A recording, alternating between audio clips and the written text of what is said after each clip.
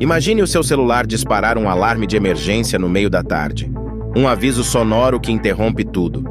Foi exatamente assim que o terror começou para milhares de moradores no interior de São Paulo na segunda-feira, dia 12 de janeiro. Em questão de minutos, o dia virou noite. Ventos violentos, queda de granizo e o colapso de estruturas.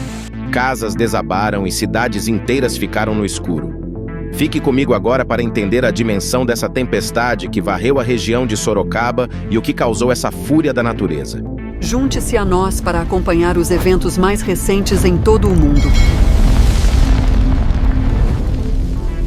O relógio marcava 15 horas quando a tecnologia de Cell Broadcast da Defesa Civil foi acionada.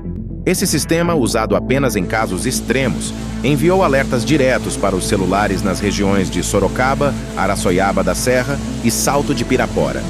O aviso era claro: chuva persistente, raios e granizo. E a previsão se confirmou de forma assustadora. É só fio aqui, ó. Será que quer naquele carro? Acho que não. Rapaz, ó. Vai quebrar um poste porque o negócio foi tenso mesmo, hein? Ó o poste como que ficou. Nossa, transformador no chão. Ó o poste, ó. Olha esse outro poste. Dobrou as árvores. Rapaz do céu, ó. Em Sorocaba, a força da água e do vento causou o caos. Árvores de grande porte não resistiram, bloqueando avenidas importantes como a Afonso Vergueiro e a Rua Professor Toledo.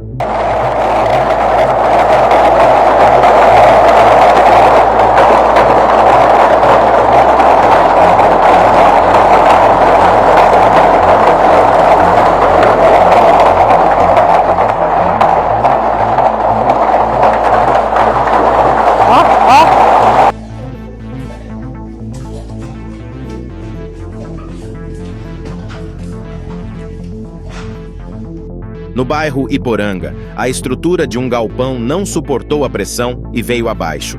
O cenário era de destruição, com cortes de energia afetando diversos bairros. A situação foi ainda mais tensa em Salto de Pirapora. Uma residência inteira desabou. Engenheiros da prefeitura correram contra o tempo para avaliar se as casas vizinhas também corriam risco. Felizmente, não houve registro de vítimas, mas o susto e o prejuízo material foram imensos.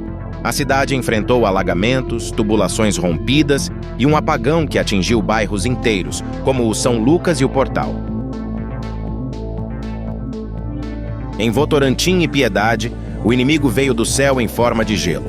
Moradores registraram pedras de granizo caindo em áreas rurais e urbanas. A força do vento foi tamanha que chapas de alumínio foram arremessadas contra residências. Mas por que isso aconteceu com tanta violência? Segundo a Defesa Civil, estamos no pico das chamadas chuvas de verão. O calor intenso da manhã aquece o solo. À tarde, esse ar quente sobe rápido, encontra a umidade e forma as gigantescas nuvens cumulonimbus.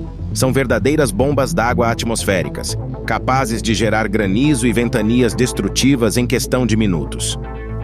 As equipes de emergência seguem trabalhando para restabelecer a energia e liberar as estradas, como a rodovia João Guimarães e vias em Sarapuí. O alerta serve para todos nós. No verão, o clima muda num piscar de olhos. Você recebeu o alerta no seu celular? Ou já passou por uma tempestade de granizo assim? Conta aqui nos comentários. Quero saber sua história. Se você quer ver outros eventos extremos, clique no vídeo que está aparecendo na sua tela agora. Até a próxima reportagem.